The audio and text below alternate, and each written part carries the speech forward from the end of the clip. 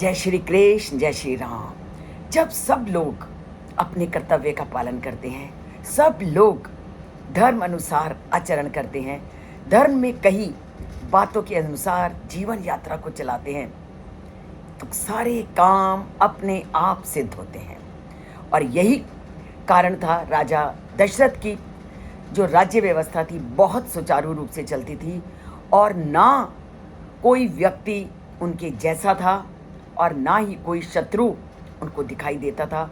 इसी तथ्य का वर्णन करते हुए वाल्मीकि अपने आज के श्लोक में कहते हैं, ना अधिगच्छत विशिष्टम व तुल्यम व शत्रुम आत्मनः मित्रवान नत सामंतः प्रताप हत कंटकः सा सशास जगत राजा दिवि देवपति यथा।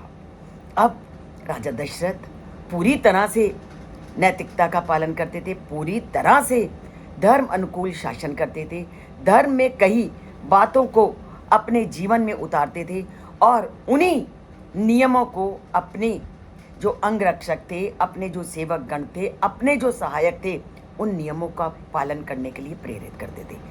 जब राजा खुद धर्म अनुकूल व्यवहार करेगा, नीति का आश्रय लेगा, तो उसके जो सेवक हैं, उसके जो सहायक हैं, वो भी उन्हीं गुणों का पालन करेंगे।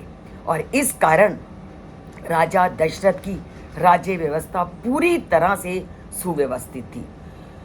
पूरी धरती पर कोई भी ऐसा व्यक्ति नहीं था जो राजा दशरथ से बढ़कर हो, और ना वह तुल्यम, और ना ही कोई ऐसा व्यक्ति था जो राजा दशरथ के तुल्य हो, अर्थात राजा दशरथ के समान हो। वह शत्रुम आत्मना, और ना ही इस धरती पर कोई उनका शत्रु था, क्योंकि वो ऐसा व्यवहार ही नहीं करते थे कि शत्रुता का को स्थान मिले। जब आप नीति का पालन करोगे, लोगों का ध्यान रखोगे, पूरी तरह से सत्य का आचरण करोगे, तो शत्रु के होने की तो संभावना ही नहीं। तो सब और पूरी तरह से सुव्यवस्थित शासन था।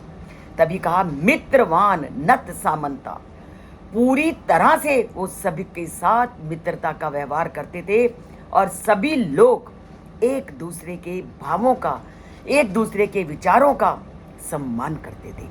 प्रताप हट संकटा कंटका, कोई भी उनके राज्य में कंटक नहीं थी, दुविधा नहीं थी, शत्रु नहीं था।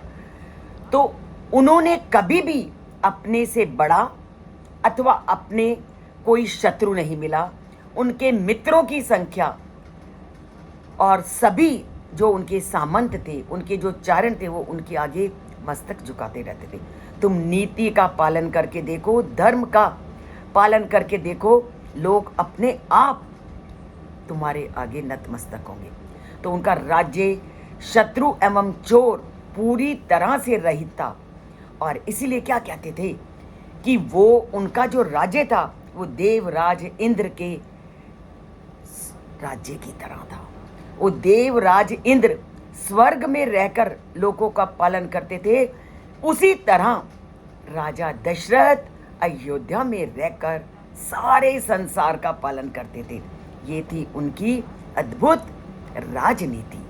ऐसी ही राजनीति की आज भी ज़रूरत है। इसके लिए रामायण को जानना ज़रूरी है, रामायण के एक एक श्लोक से नाता जोड़ना ज़रूरी है, और चैनल को सब्सक्राइब करना ज़रूरी है।